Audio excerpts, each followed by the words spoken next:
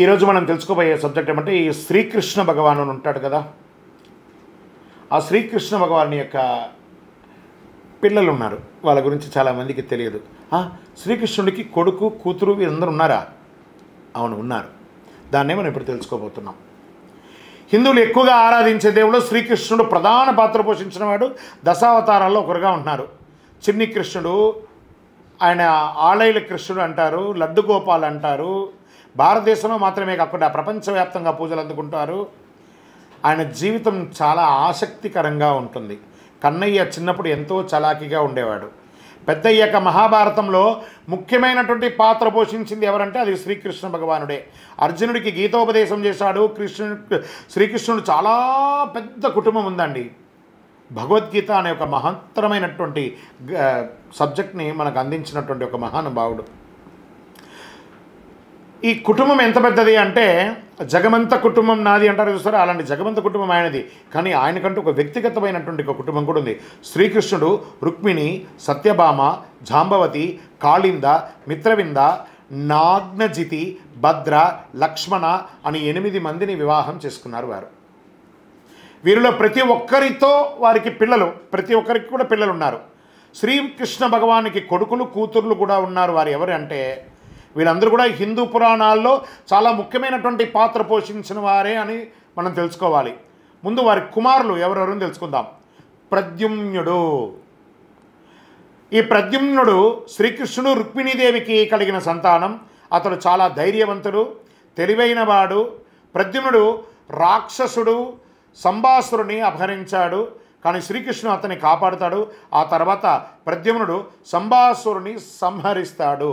ప్రద్యుమ్నుడు కామదేవుని యొక్క అవతారం అని కూడా చెబుతారు. అతడు విల్లు చాలా బాగా వాడుతారు.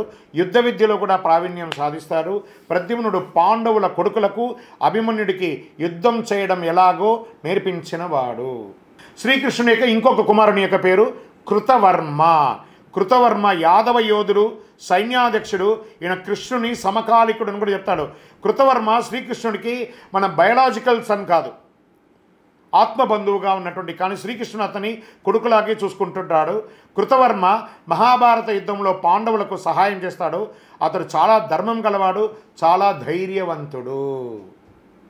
శ్రీకృష్ణుని యొక్క ఇంకొక కుమారుని యొక్క పేరు సాంబడు. శ్రీకృష్ణునికి జాంబవతికి పుట్టిన మొదటి పుత్రుడు సాంబడు. అతను చాలా అల్లరి చేసేవాడు. తన తండ్రి వంశాన్ని నాశనం చేసేలా పనులన్నీ చేసేస్తుంటాడు. అందుకే అతడి గురించి బాగా ఎవరు చెప్పిన చరిత్ర ఏం పెద్దగా లేదు. సాంబుడు చేసిన తప్పుల వల్ల మహర్షి దుర్వాసుడు శపిస్తారు. దాంతో యాదవ వంశం అప్పట్లో ఇబ్బంది అయ్యిందని కూడా వినేవారు.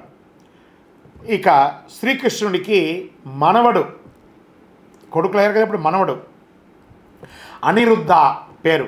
శ్రీకృష్ణునికి మనవడా? ఇవన్నీ ఎక్కడ కొత్తగా ఉంది కదా. ఎస్, శ్రీకృష్ణుని యొక్క మనవడు అనిరుద్ధ. అనిరుద్ధుడు శ్రీకృష్ణుని యొక్క మనవడు అవుతాడు. అతని తండ్రి ప్రద్యుమ్నుడు, తల్లి రుక్మావతి. అనిరుద్ధుడు చాలా ధైర్యవంతుడు, చాలా తెలివైనవాడు. అనిరుద్ధుడు రాక్షసుల రాజైన బాణాసురుని కూతుర్ని యొక్క ప్రేమిస్తాడు. ఎంత అద్భుతంగా ఉంది చూసారా. తర్వాత ఇప్పుడు శ్రీకృష్ణుడికి కూతుర్లు. శ్రీకృష్ణుడికి కూతుర్లు ఉన్నారా? వాళ్ళు ఎవరు?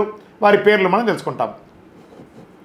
ప్రజలు శ్రీకృష్ణుని కుమార్తెలు చరిత్ర పౌరాణిక గాథల గురించి పెద్దగా ఎవరికి తెలియకపోవచ్చు కూడా, కానీ కన్నయ్య జీవితంలో కీలక పాత్ర పోషించారు వారు. వారిలో అత్యంత ముఖ్యమైన 3 గురించి తెలుసుకుందాం. వారెవరు? మొదటి కూతురు అని చెప్పుకొచ్చే సుశీల. శ్రీకృష్ణుడు రుక్మిణి దంపతులకు సుశీల జన్మించారు. ఆమె చాలా తెలివైనది, చక్కని స్వభావం గల ఆమె క్షత్రియరాజు కుమారుణ్ణి పెళ్లి చేసుకున్నది. రైట్. మరియు శ్రీకృష్ణుడి ఇంకొక కుమార్తె భద్ర. కన్నయ్య జాంబవతికి భద్ర అనే కుమార్తె పుట్టింది. శ్రీకృష్ణుడికి జాంబవతికి భద్ర అనే యొక్క కుమార్తె పుట్టింది. అలా ఆమె తెలివైనది, పాండవులకు శత్రువైన దుర్యోధుని వివాహం చేసుకున్నది. చూడండి ఇది ఎలా ఉందో, ఇదే కథలో ట్విస్ట్లు అంటారు చూసారు అలా. తర్వాత స్వామివారికి శ్రీకృష్ణుడికి ఇంకొక కూతురు చారుమతి. ఈ చారుమతి శ్రీకృష్ణుడు సత్యభామ దంపతులకు పుట్టింది. ఆమె చాలా అందంగా ఉంటుంది. కృతవర్మ కుమారుని ఆమె పెళ్లి చేసుకున్నది. ఇవన్నీ కూడాను శ్రీకృష్ణుని యొక్క జన్మ వృత్తాంతంగా తెలియడం జరుగుతుంది. ఇది అందరూ కూడా దాచిపెట్టుకోండి, వింటూ ఉండండి, మీ పిల్లలకి నెక్స్ట్ జనరేషన్కి ఇవ్వండి, తెలియజేయండి. మీరు అందరూ కూడా క్షేమంగా ఉండాలని అఖిలాండ కోటి బ్రహ్మాండ నాయకుడు శ్రీ ధర్మశాస్త్ర అయ్యప్ప స్వామి వారి యొక్క 18 అవతారాల దేవాలయం జీవకొండ తిరుపతిలో మీకోసం ప్రార్థన చేస్తుంటాం. మీరు కూడా ఒక్కసారి తిరుపతి దర్శనానికి రండి. విజయోస్తు.